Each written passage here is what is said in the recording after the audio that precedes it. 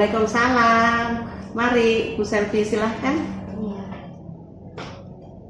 Maaf ya Ibu, Iya. saya mengganggu waktunya Ibu sebentar. Oh, enggak apa-apa, silahkan. Ibu nggak ada tugas yang lain Ibu? Untuk saat ini enggak, tapi nanti setelah Bu Selvi ini ada agenda saya yang lain. Ya.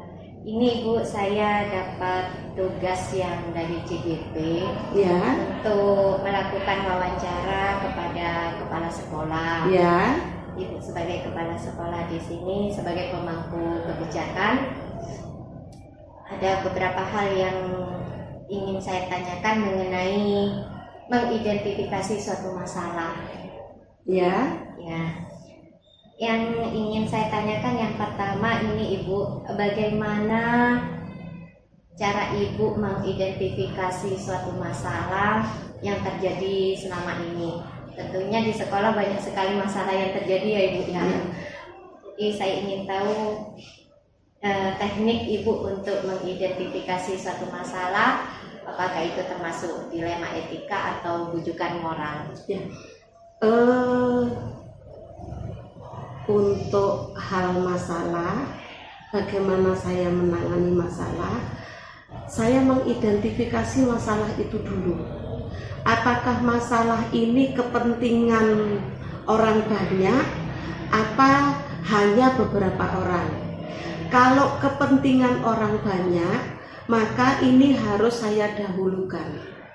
Nah, permasalahannya apa?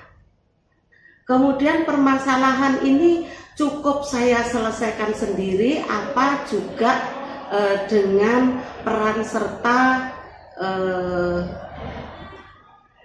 kurikulum, kesiswaan, sarpras ataupun juga humas. Jadi asisten-asisten itu.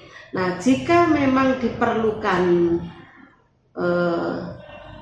kebijakan orang banyak, maka akan saya kumpulkan urusan-urusan tersebut, kemudian kita diskusikan. Setelah didiskusikan, kita identifikasi masalah itu termasuk masalah di bagian apa. Apakah masuk di bagian moral, masuk bagian teknis, ataupun masuk bagian sosial. Nah, di sini.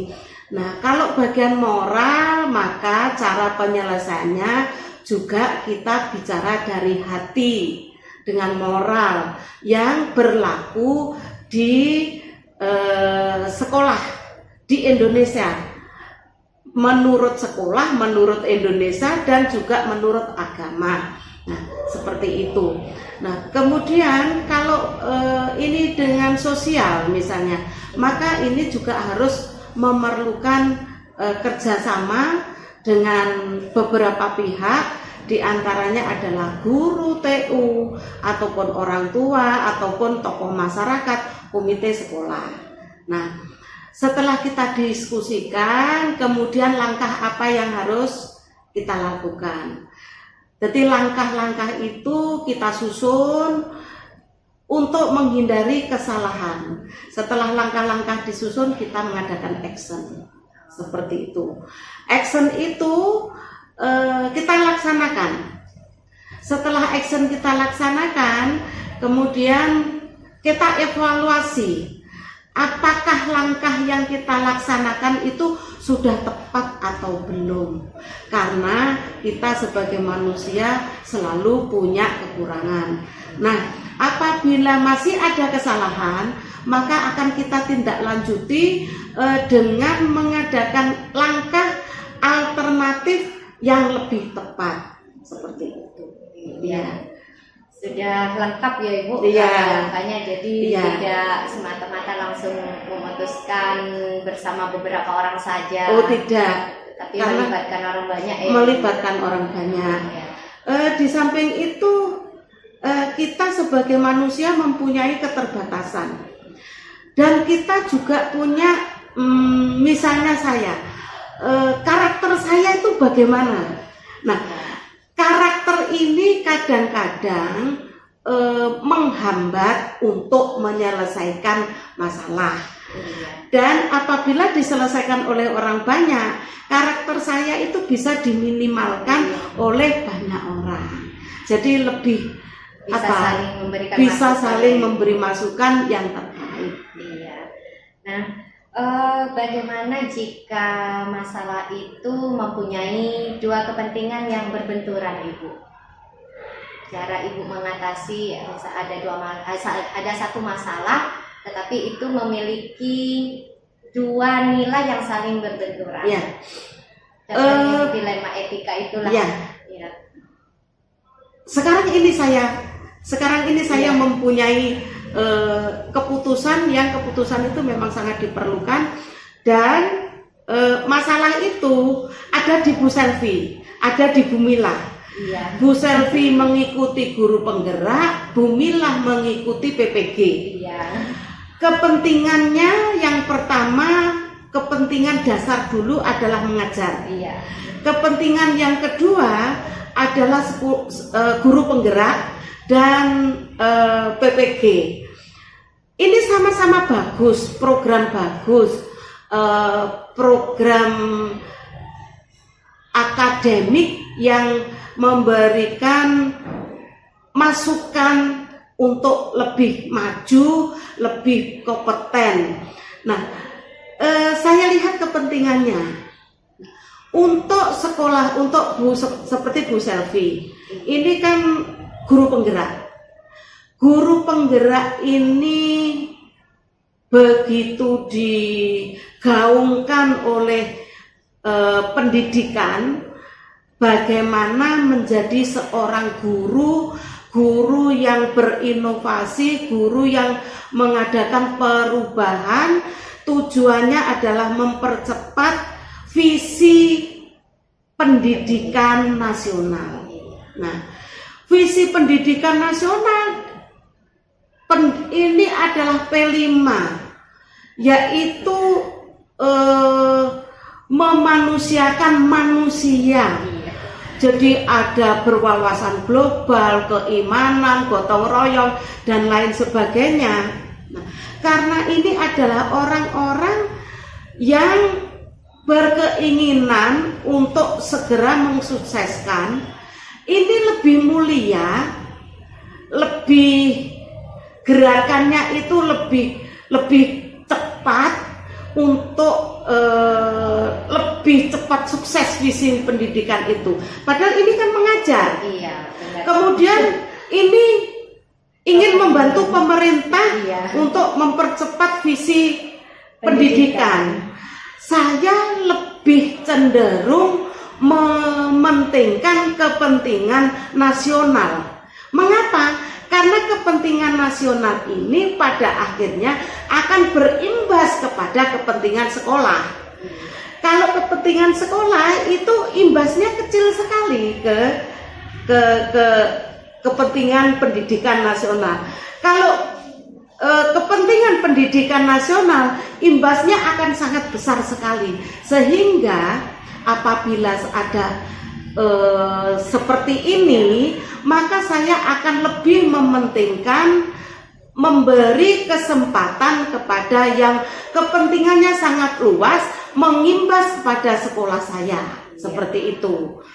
Sudah sejauh itu ya Ibu pandangannya. Ya. Saya tidak kepikiran begitu, Ibu. Ya. Ini saya juga berterima kasih Ibu sudah mendukung saya dalam proses pendidikan ini.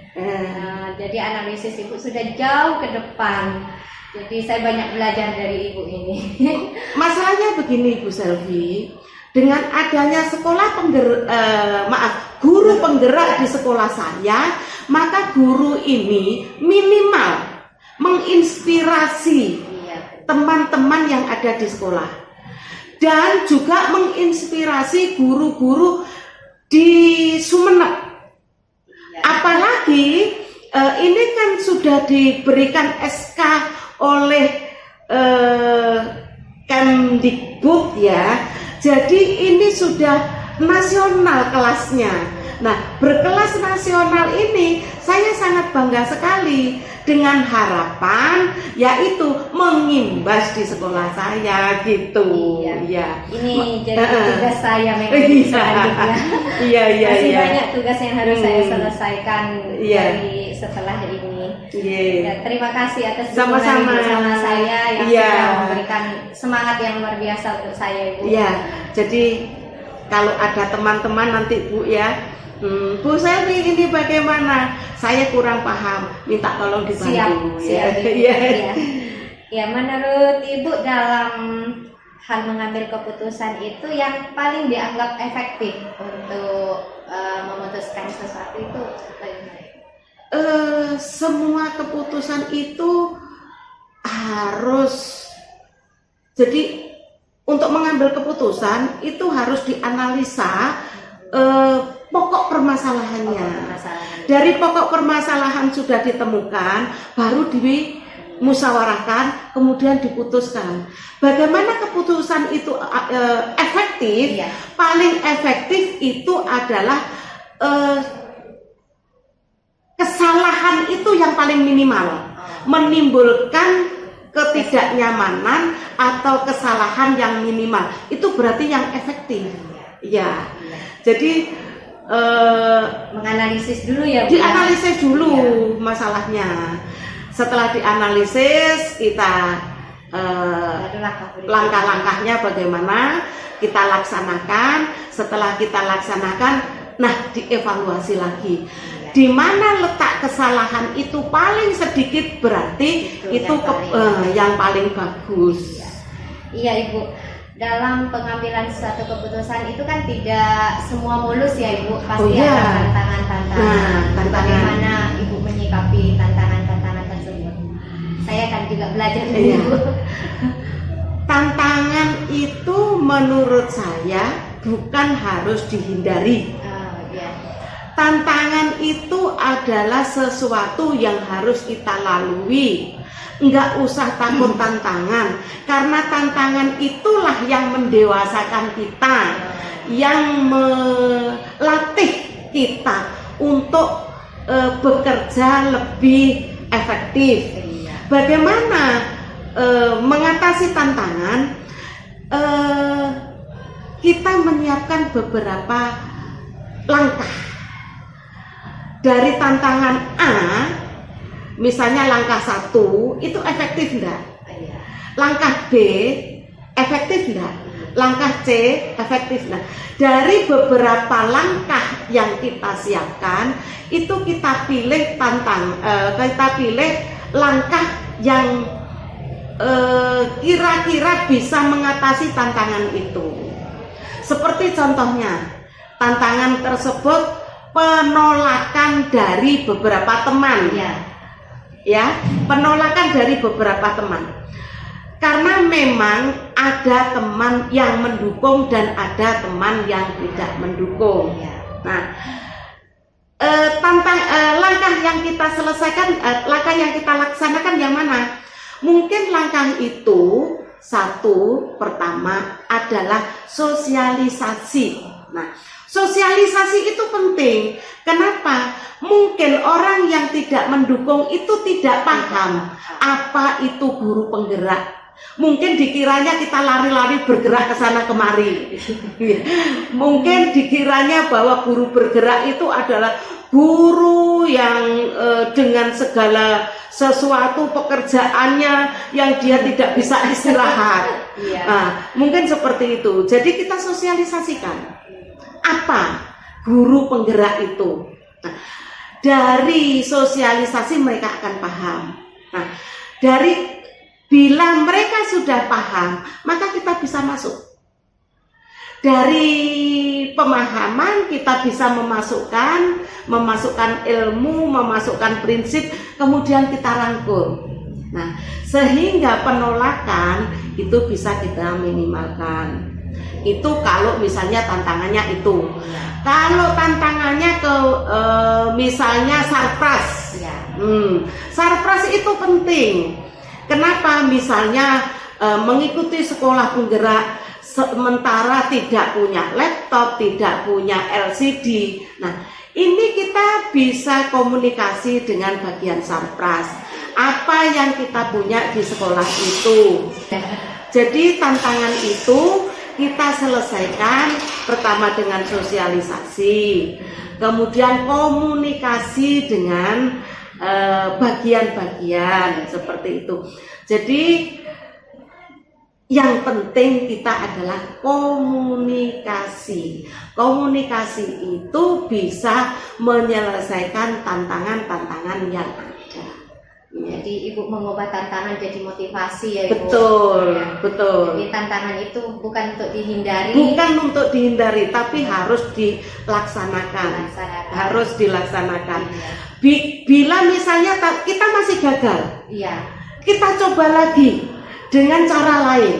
Kita coba lagi dengan cara lain. Iya. Insya Allah itu tantangan nanti bukan lagi tantangan, tetapi sebuah motivasi itu. Iya.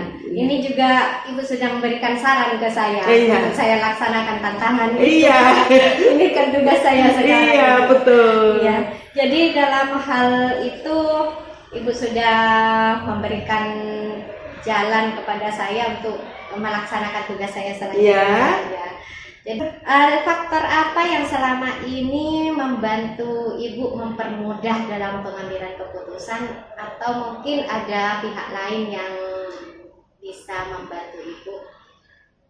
Faktor utama itu adalah dukungan. Saya sangat didukung oleh stakeholder yang ada di sekolah ini.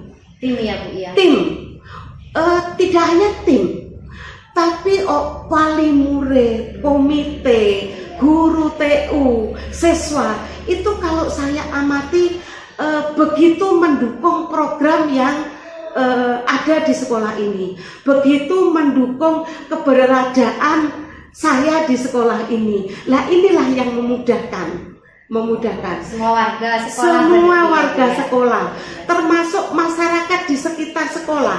Ketika saya berangkat sekolah, pulang sekolah, itu kadang-kadang saya hanya sekedar berhenti 5 menit. Iya. Ada ibu warung di depan, itu saya berhenti, saya menyapa. Kemudian di dalam sapaan saya, ketika saya bercakap-cakap kecil, itu ibu warung, kemudian bapak-bapak yang jualan makanan kecil di luar itu saya menangkap bahwa begitu mengapresiasi keberadaan saya di sekolah ini, karena saya tidak melarang berjualan di luar sekolah, tetapi murid saya hanya bisa beli makanan di luar sekolah jika sudah pulang. Ketika istirahat, anak-anak belinya di kantin sekolah di dalam. Itu enggak apa-apa. Juga saya sampaikan kemudian, ini dalam hal saya mengayomi masyarakat yang berdagang di sekitar sekolah. Kemudian dari masyarakat tentang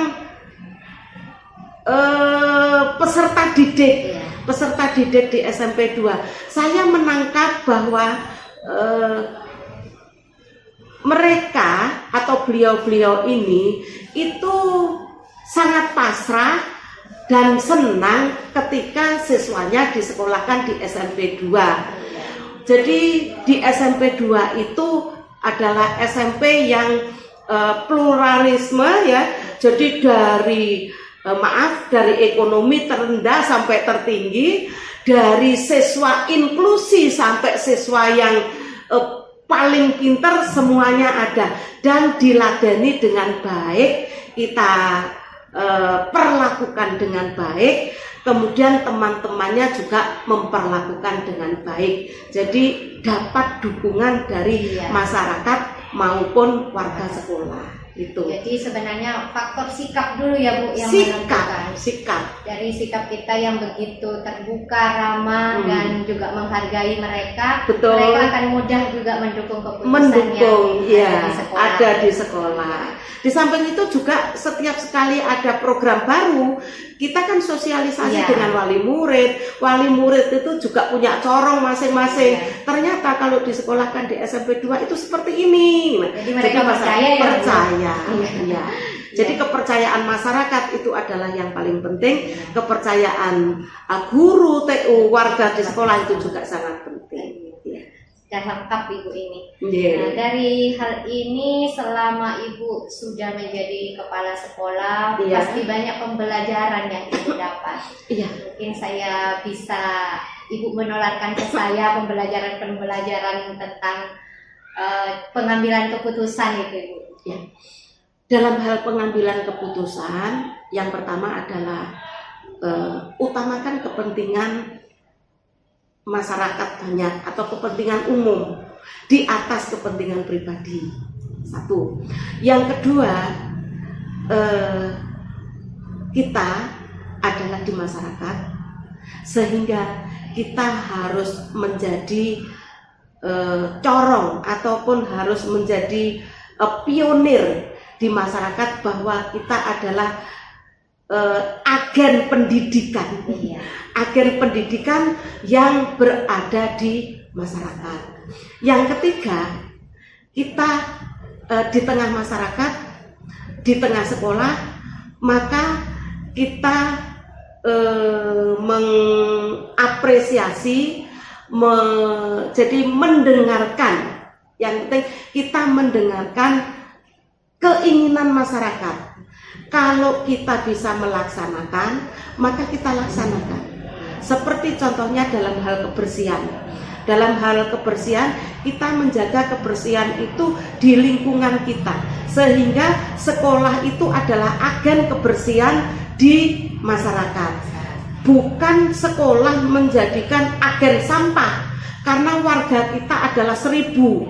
Iya. Jadi 1001 orang misalnya dengan satu sampah adalah 1000 sampah. Nah, Ya, kita Pak. dari 1000 sampah itu ini akan meresahkan masyarakat. Nah, disinilah kita adalah sebagai agen pendidikan di masyarakat, agen kebersihan, sehingga kita mendukung ide-ide dari masyarakat dan pemerintah masukan daerah. ya, Bu. Iya, masukan. Itu. Iya, terima kasih Ibu. Ini Sama-sama. saya sudah cukup banyak Iya. informasi yang dari Ibu. Mungkin informasi saya, mohon maaf kalau belum lengkap, ya dilengkapi. Sebagai manusia, karena saya juga terbatas, maka saya menerima kritik, menerima saran dengan catatan yang membangun. Iya. Ini cukup banyak yang saya dapat pada wawancara kali ini Ibu, yang bisa menjadikan motivasi kepada saya, kemudian cara berpikir Ibu dalam hal pengambilan keputusan. Jadi mohon maaf ya jika saya ada perkataan yang salah tadi. Sama-sama. Terima Iya. kasih banyak atas waktunya ya Ibu. Sama-sama, ya. Mohon dukungan dan bimbingannya selama saya Selalu pendidikan. semangat. Semuanya lancar. Ya. Amin. Terima kasih banyak ya Ibu. Sama-sama. Ya, assalamualaikum. Waalaikumsalam warahmatullahi wabarakatuh.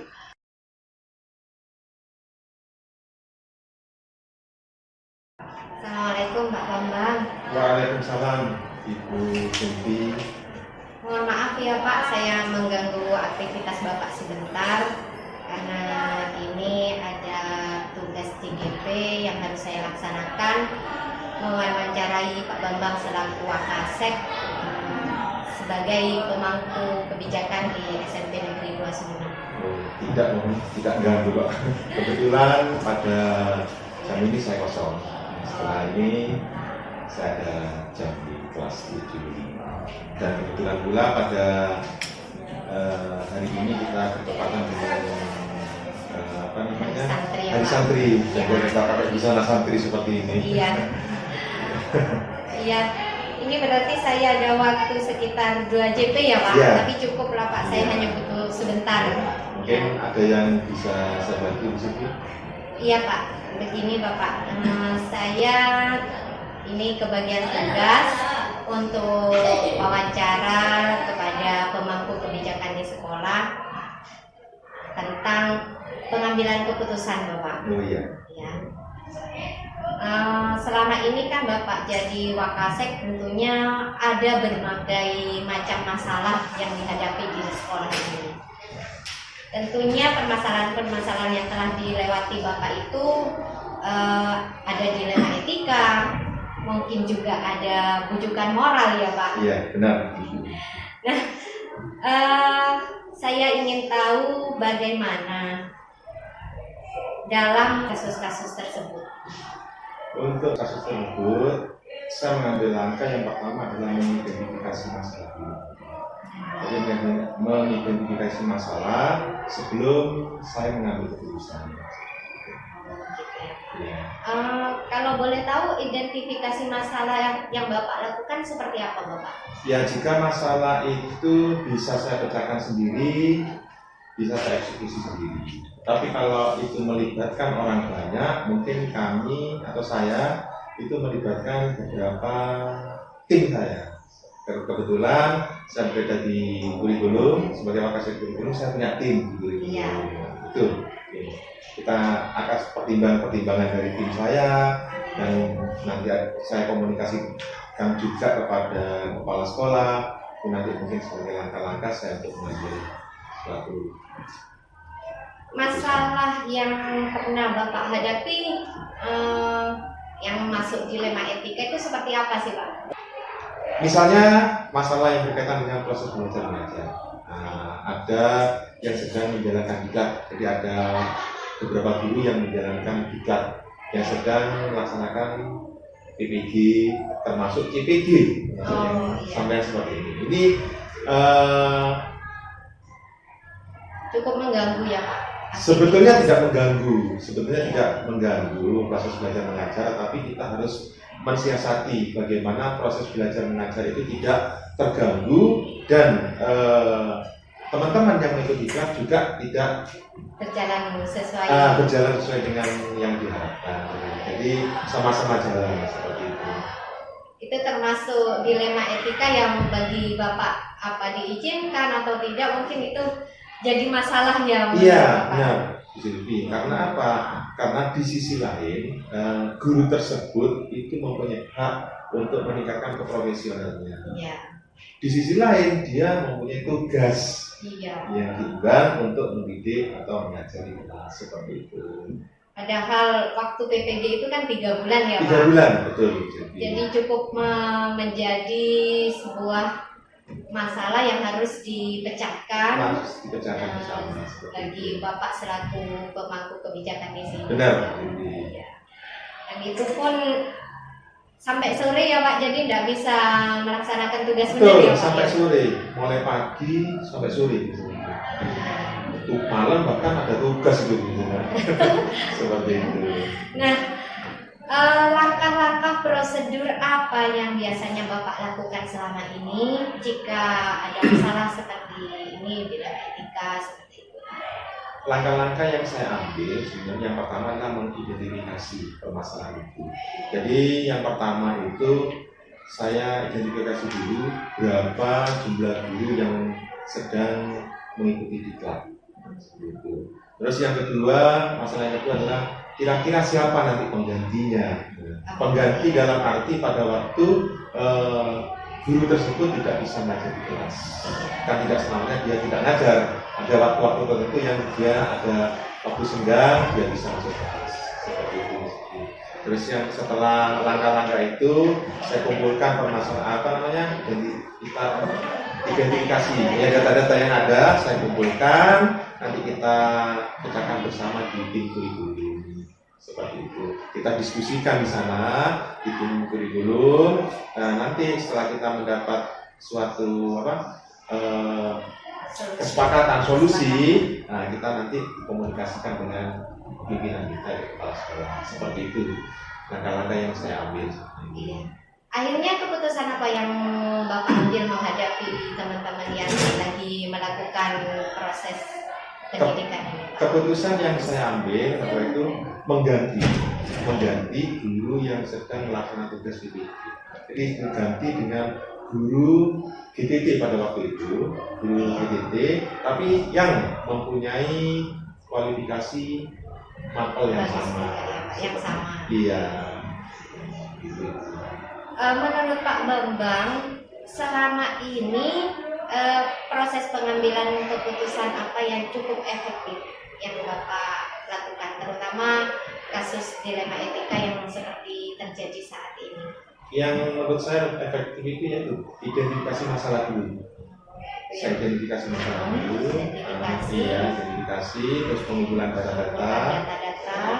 Setelah itu minta masukan kepada teman-teman khususnya di kurikulum atau pengurus yang ada di SMP Negeri 29. Tim pengurus SMP Negeri 29. Iya, Pak. Dan nantinya jelas kita langsung komunikasikan dengan kepala sekolah. Oh, begitu ya, Bapak. Iya. Dalam hal pengambilan keputusan itu kan pastinya ada tantangan ya, Pak ya. Nah, terutama kasus-kasus dilema seperti ini. Tantangan apa saja yang pernah Bapak alami? Tantangan yang saya alami itu banyak Bu Zivi, terutama yang berkaitan dengan kemanusiaan. Oh ya. Begitu. Jadi kalau sudah bicara kemanusiaan, kita memang dihadapkan pada sesuatu yang sulit sulit diputuskan. Dilema di satu sisi dia mempunyai tanggung jawab, di sisi lain dia punya hak untuk mengembangkan profesionalismenya seperti itu. Iya, sebenarnya kan keputusan itu sama-sama benar ya Pak. Betul. Tapi meminimalkan mana resiko yang lebih sedikit ya. Dalam hal itu mungkin Bapak butuh waktu-waktu tertentu, misalnya dalam memutuskan untuk mengambil keputusan itu butuh waktu-waktu tertentu. Betul, Bu Siti. Kalau itu berhubungan dengan orang banyak terutama, kami memang memerlukan waktu khusus karena waktu untuk yang pertama identifikasi masalah itu, terus yang kedua mengumpulkan data, kita diskusi dengan tim itu memang perlu waktu sehingga keputusan yang kita ambil nantinya itu baik untuk semuanya. Iya, karena ini kan berkaitan erat sama kepentingan anak ya Pak. Betul. Tetapi kalau permasalahan-permasalahan yang mungkin kira-kira tidak berkaitan dengan atau tidak berhubungan dengan orang banyak, itu insya Allah saya bisa langsung tidak perlu waktu panjang, kita langsung memutuskan itu untuk segera memutuskan. Tidak semata-mata langsung ambil keputusan. Betul. Tidak ada prosesnya. Selama ini adakah peran orang lain yang membantu Bapak dalam mengambil suatu keputusan? Sebetulnya perannya itu berperan semua, termasuk dari tim kami, tim guru-guru, terus pengurus dari SMP Negeri 29, jadi juga dengan kepala sekolah. Jadi peran-peran itu memang kita libatkan semua karena ini adalah permasalahan ini berhubungan dengan sekolah. Jadi kita punya teamwork yang solid, itu intinya teamwork, kita bekerja bersama-sama di sini. Jadi meskipun keputusan itu nantinya kita yang memutuskan, tetapi perlu masukan atau istilahnya itu perlu diskusi kecil yang mendatangkan kebaikan untuk salah satu yang kita putuskan nantinya seperti itu. Karena keputusan itu kan harus mengandung nilai-nilai kebajikan dan juga berpihak kepada murid ya Pak. Jadi dalam hal ini tidak ada yang dirugikan. Betul. Baiklah Pak Bambang, dari semua hal yang telah disampaikan oleh Bapak, pasti ada pembelajaran yang bisa Bapak ambil. Apa yang bisa Bapak ambil dari kejadian ini? Menurut saya semakin banyak permasalahan atau kasus-kasus yang saya hadapi, khususnya saya pribadi, itu semakin banyak pembelajaran bagi saya mendapatkan. Tentunya menambah wawasan agar saya lebih bijaksana lagi dalam menyikapi suatu masalah ini. Begitu sih. Jadi kan kita tidak perlu mengalami sendiri ya Pak. Betul. Dari pengalaman teman-teman, dari pengalaman orang lain, kita dapat belajar.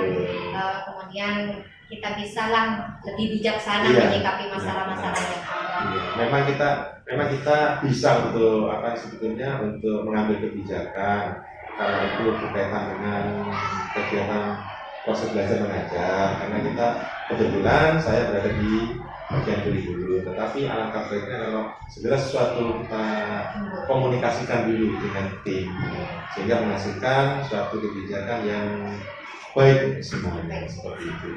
Ya, kalau bisa saya ambil pelajaran ya dalam hal pengambilan keputusan itu Bapak selain mengidentifikasi, kemudian mengumpulkan fakta-fakta yang ada, terus melakukan keputusan itu bersama tim ya Pak ya, untuk mengambil satu keputusan yang baik, yang tentunya yang berpihak pada anak ya Pak, karena ini adalah sekolah lembaga yang tujuannya memang mendidik murid, jadi keputusan itu tidak salah dan menguntungkan bagi semua. Iya, tidak ada yang seperti itu. Iya. Baiklah Pak Bambang, saya rasa saya sudah cukup banyak mendapatkan informasi dari Bapak mengenai proses pengambilan keputusan dalam suatu menghadapi masalah dilema etika yang terjadi saat ini. Ya, terima kasih banyak Bapak atas waktunya, kesempatannya dan berbagi cerita dengan saya. Mohon maaf jika ada kata-kata saya tadi yang nyeletuk-nyeletuk tidak enak ya Bapak. Sama di sini saya juga mohon maaf apabila dari apa yang saya sampaikan masih kurang atau kurang pas dengan visi. Sudah cukup bagi saya Pak. Terima kasih banyak Pak atas waktunya. Sama-sama visi. Mungkin seperti tadi katanya Bapak ada jam lagi. Iya. Tidak terlambat demi anak-anak. Siap. Terima kasih. Assalamualaikum warahmatullahi wabarakatuh.